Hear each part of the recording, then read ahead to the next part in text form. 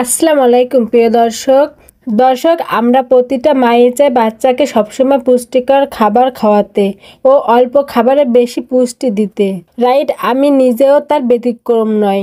আর যখন যে পুষ্টিকর খাবার আমি আমার বাচ্চাকে খাওয়াই চেষ্টা করি সেই খাবারটি আপনাদের সাথে শেয়ার করতে, তো আজকেও তার ব্যতিক্রম নয়। আজকের মধ্য সকালের নাস্তা ছিল এই ড্রিঙ্কসটি কিন্তু মধ্য বিকালের হালকা নাস্তাও দিতে পারবেন। খুবই পুষ্টিকর একটি খাবার, বাচ্চারা যদি অল্প খায় বেশি পরিমাণে পুষ্টিও পেয়ে যাবে এবং দ্রুত ওজনও বাড়াতে সহায়তা করবে। তো এর জন্য প্রথমে আমাদের লাগবে একটি আপেলটাকে পানি দিয়ে ধুয়ে খুব ভালোভাবে নিয়েছি। এখন আপেলের খোসাটাকে ফেলে দিব এবং একটি ছুরির সাহায্যে আপেলটাকে ছোট ছোট টুকরো করে কেটে নিব। কথায় বলে রোজ একটি আপেল খেলে ডাক্তার থেকে দূরে থাকা যায়, কিন্তু একটি আপেল আমাদের ছোট ছোট বাচ্চাকে খাওয়াতে পারবো না, কারণ আপেল একটি শক্ত টাইপের ফল। এটি খেতে যেমন ধৈর্য লাগে তেমনি খেতেও অনেক সময় লাগে।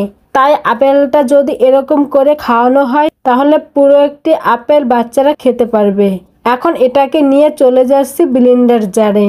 এখন আপেলের টুকরোগুলো দিয়ে দিচ্ছি আরও পরিমাণ মতন গরুর দুধ এবং একটি কলাটাকে সিলে 3 টুকরো করে দিয়ে দিচ্ছি।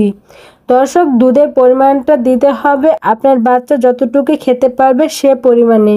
এখন এটাকে 1 থেকে 1.5 মিনিটের মতো ভালোভাবে ব্লেন্ড করে নিলেই কিন্তু বাচ্চাকে খাওয়ানোর জন্য একদম রেডি। এই তো তৈরি হয়ে গেল বাচ্চাদের জন্য খুবই হেলদি এবং টেস্টি ও পুষ্টিকর একটি ড্রিঙ্কস। এই ড্রিঙ্কসটি তৈরি করে বাচ্চাকে মধ্য সকাল কিংবা বিকালের হালকা নাস্তায় দিতে পারবেন। দেওয়ার আগে সামান্য পরিমাণ চিয়া সিড দিয়ে দিবেন, কারণ চিয়া সিড কিন্তু বাচ্চাদের জন্য খুবই ভালো এবং পুষ্টিকর একটি খাবার। যদি হাতের কাছে না থাকে স্কিপ করে যাবেন। এছাড়াও অনেক বাচ্চা আছে যারা ফল খেতে চায় না, দুধ খেতে চায় না, তাদেরকে এই ড্রিঙ্কটি খাওয়ালে একসাথে ফল এবং দুধের পুষ্টি পেয়ে যাবে।